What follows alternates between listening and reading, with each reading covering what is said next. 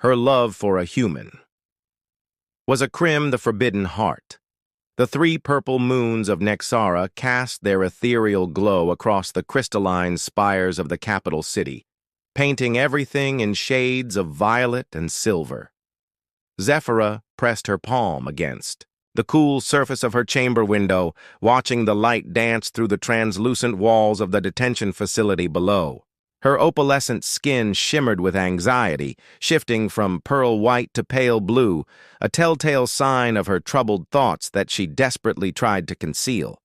As a healer in the medical wing, she was granted access to areas most Nexarians never saw.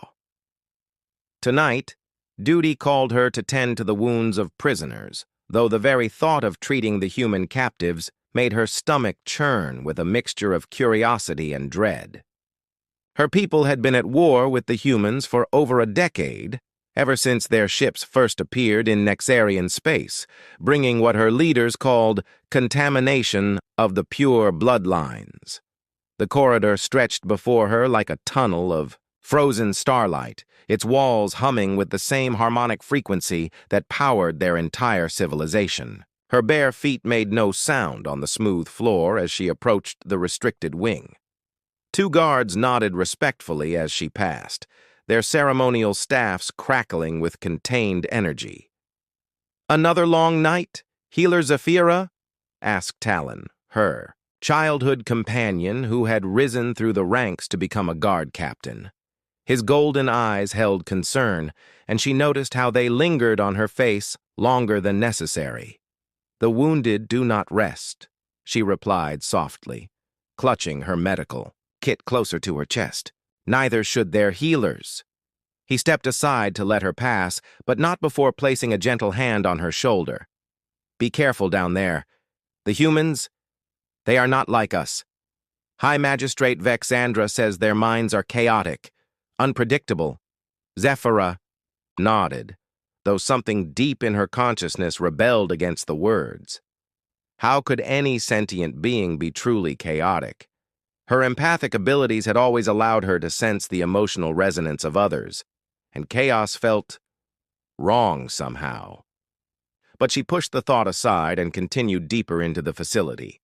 The detention level was a stark contrast to the beauty above. Here, functionality ruled over aesthetics. Rows of containment cells lined the walls, each one humming with an energy field designed to suppress the occupants. Most cells were empty, save for a few at the far end where the human prisoners were kept. She approached the first cell cautiously, her heart racing despite her professional composure. Inside, a figure lay motionless on the narrow sleeping platform. As she drew closer, her breath caught in her throat. The human was unlike anything she had expected. Where she had been told to expect a monster, she saw a man whose face bore the marks of both suffering and strength. His dark hair was matted with dried blood, and several deep gashes marked his arms and torso. But it was his eyes that stopped. Her cold when they suddenly opened, deep brown orbs that held not the savage fury her people described, but a profound sadness mixed with unwavering resolve. "Don't be afraid," he said quietly, his voice hoarse but gentle. "I won't hurt you." The words were spoken in broken Nexarian, and the effort it took him to form each syllable was evident. Zephyra found herself frozen, not by fear but by the unexpected kindness in his tone. This was Captain Marcus Holbrook, according to his a decorated human military officer captured during the Battle of the Crimson Nebula. You speak our language?" she whispered, surprised by her own curiosity. A faint smile crossed his lips. "I've been trying to learn. Seemed important somehow. To understand." He winced as he shifted position, and she noticed fresh blood seeping through the makeshift bandages on his side.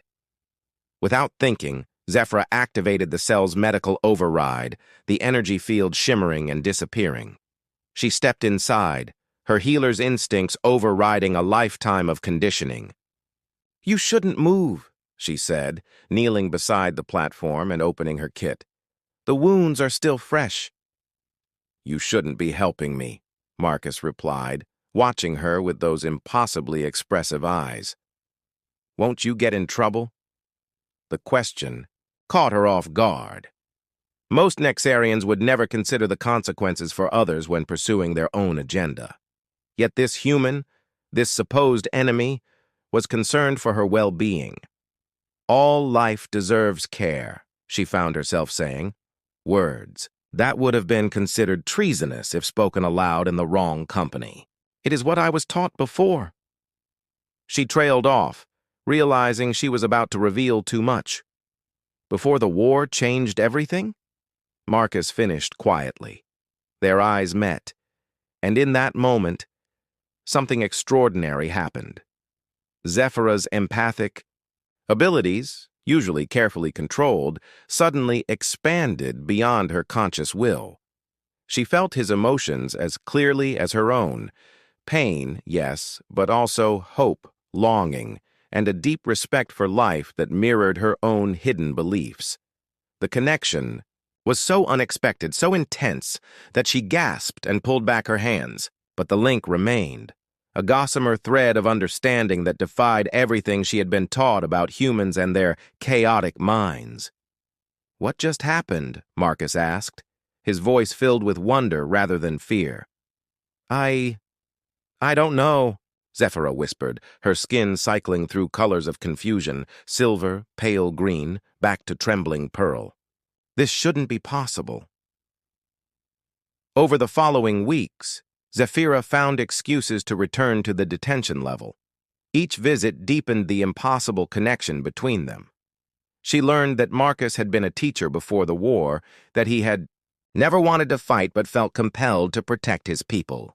He told her about Earth's blue skies and vast oceans, painting pictures with words that made her long to see worlds beyond her crystalline home. In return, she shared her own dreams, her desire to heal not just bodies, but the growing rift between their peoples. She spoke of the old stories her grandmother had whispered, tales from before the war, when Nexarians believed in harmony with all life. Their conversations were conducted in hushed whispers and shared thoughts, the empathic link growing stronger with each encounter. Zephyra began to understand that what her people called chaos was actually the beautiful complexity of human emotion, raw, powerful, and utterly genuine. But secrets, like light, have a way of finding cracks to shine through. High Magistrate Vex Andra stood at the observation deck of her tower, her expression as cold as the void between stars. Her skin, unlike Zephyra's gentle opalescence, had long ago settled into the deep purple black of concentrated power and barely contained rage. "Bring me the security recordings from detention level 7, she commanded her aide, never taking her eyes from the city below. All of them. I want to know exactly what our young healer has been doing during her extended visits to the human prisoners." 3 days later, as Zephyra sat beside Marcus, sharing stories of her childhood in the Crystal Gardens, the door to his cell exploded inward. Energy restraints immediately locked around both of them as a squad of guards flooded the small space. Until a human soldier made it a legend. Healer Zephyra of the Third Healing Circle, Vexandra's voice echoed from a projection device, her image materializing before them with terrible clarity.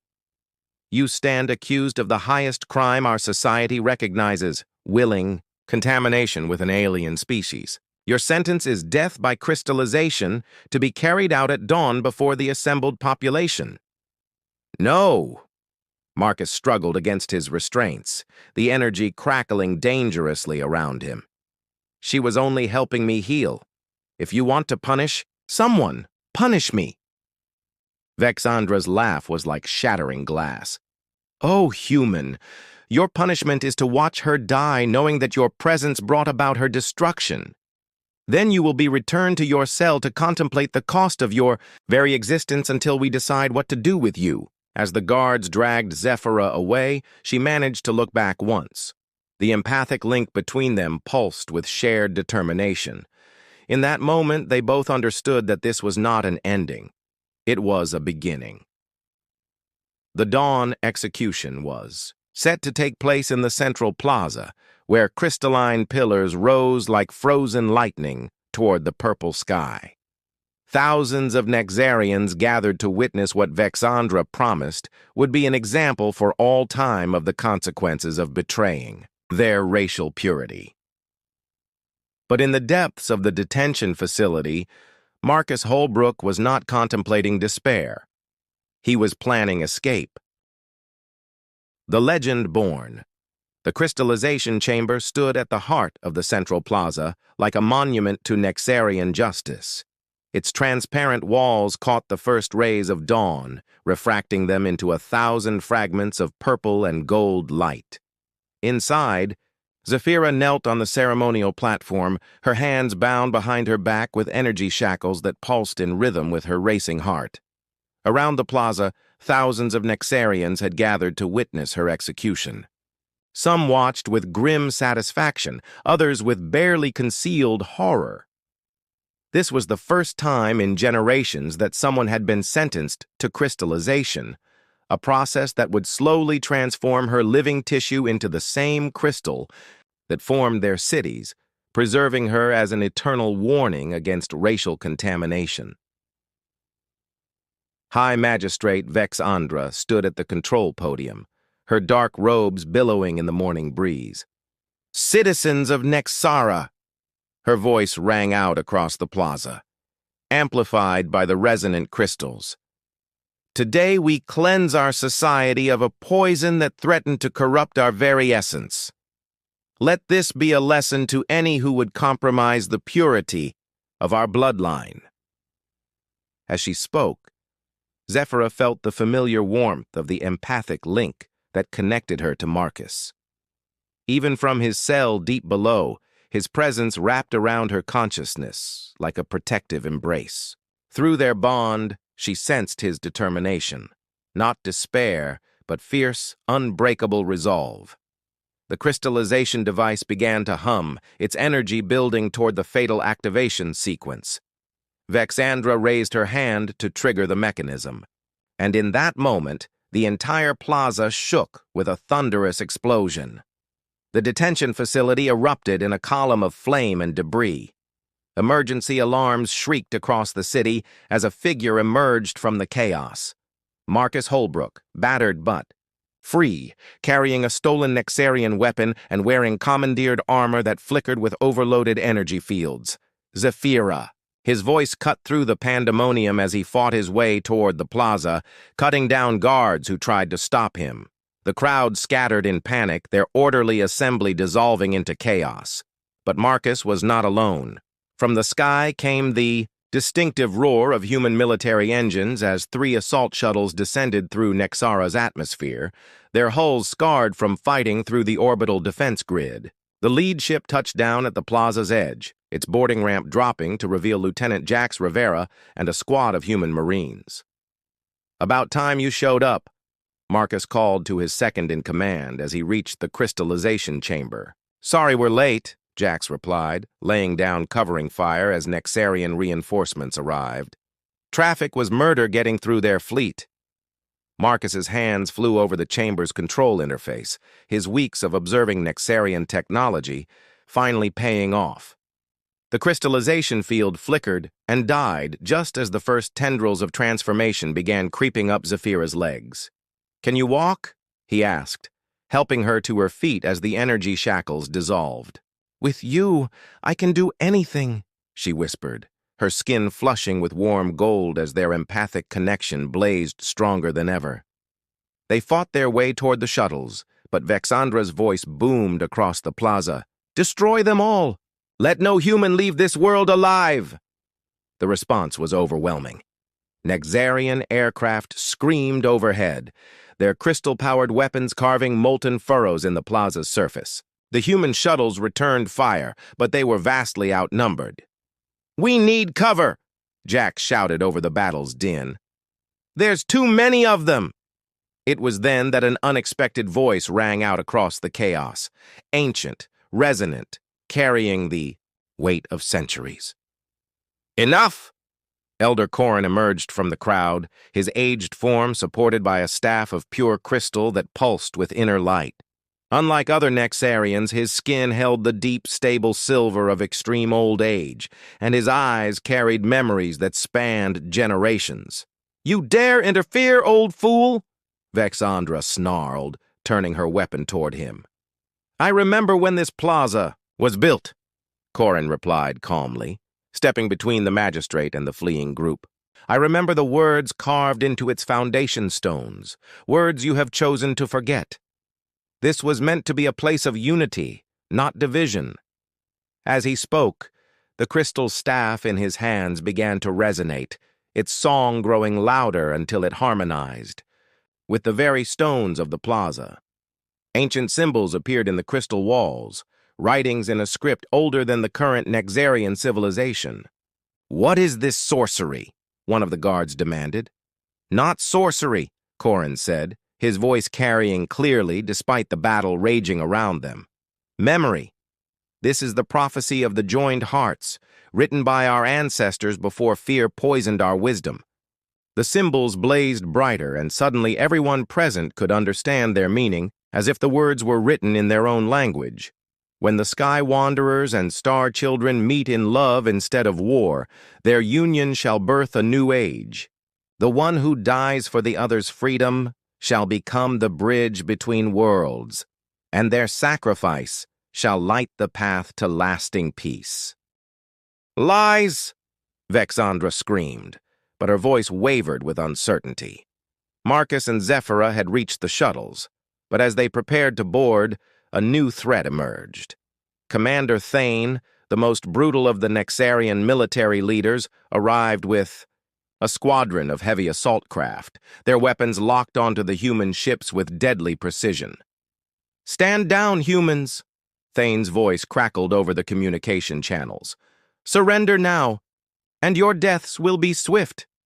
Marcus looked at the overwhelming force arrayed against them, then at Zephyra beside him. Through their empathic link, he felt her love, her hope, and her absolute faith in him. In that moment, he understood what the prophecy truly meant. "Jax," he said quietly, handing Zephyra over to his friend's protection. "Get her out of here." "Marcus, no," Zephyra pleaded, sensing his intention through their bond. "We escape together or not at all." He touched her face gently, his fingers tracing the patterns of light that danced across her skin. "Some things are more important than escape. Our love proved that two species can understand each other. Now let me prove that one person's sacrifice can save them both." Before anyone could stop him, Marcus sprinted toward the center of the plaza where Elder Corrin still stood holding the glowing staff. "The prophecy spoke of a bridge," he called out. "Let me be that bridge." He reached for the crystal staff, and the moment his human hands touched its surface, the entire plaza exploded with light. The empathic connection between him and Zephyra suddenly expanded, radiating outward to touch every mind present, human and Nexarian alike. For the first time, the two species truly felt each other's emotions without barrier or prejudice. Nexarians experienced human love, hope, and the fierce protective instinct that drove them to fight for their families. Humans felt Nexarian harmony, their deep connection to the living crystal of their world, and the profound loneliness that had driven them to fear outsiders. In that moment of absolute understanding, Vexandra's hatred crumbled. Commander Thane lowered his weapons. The battle simply stopped. But the energy required to bridge two entire species through empathic connection was more than any single being could sustain. Marcus collapsed, his life force spent in creating that moment of perfect unity. Zephyra ran to his side, cradling his head in her lap as his breathing grew shallow. "You didn't have to do this," she whispered, tears of liquid starlight falling from her eyes. "Yes, I did," he replied, his voice fading but filled with peace. "Now they understand. Now they know love is stronger than fear." As he died, the empathic link between them transformed. Instead of fading, it crystallized, literally becoming part of the plaza's structure.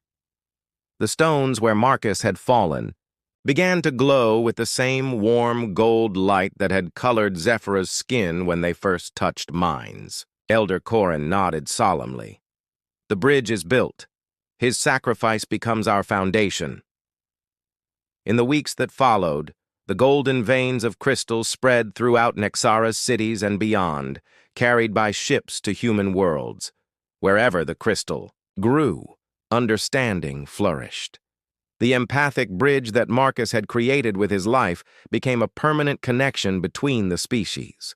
Zephyra became the first ambassador of unity, her role to nurture the peace that Marcus's sacrifice had made possible. She established healing centers where humans and Nexarians worked together, their combined knowledge advancing both civilizations beyond what either could achieve alone. Vexandra, transformed by her experience of human emotion, dedicated her, remaining years to dismantling the systems of hatred she had once championed. Commander Thane became the head of a joint military force designed to protect both species from external threats. And in the central plaza, where a monument of living crystal now grew around the spot where Marcus fell, lovers of both species came to pledge their devotion. The golden light that emanated from the memorial reminded everyone that love, true love, could indeed bridge any divide. Years later, as Zephira stood before the monument with her own children, half-human, half-Nexarian hybrids who represented the future both species would share, she touched the warm crystal and felt Marcus's presence still there, woven into the very foundation of their united worlds. Their forbidden love had become a legend, but more than that, it had become the cornerstone of a new age, where the phrase different species no longer meant natural enemies, but rather complementary strengths. The prophecy had been fulfilled, and the bridge between worlds would endure for all time.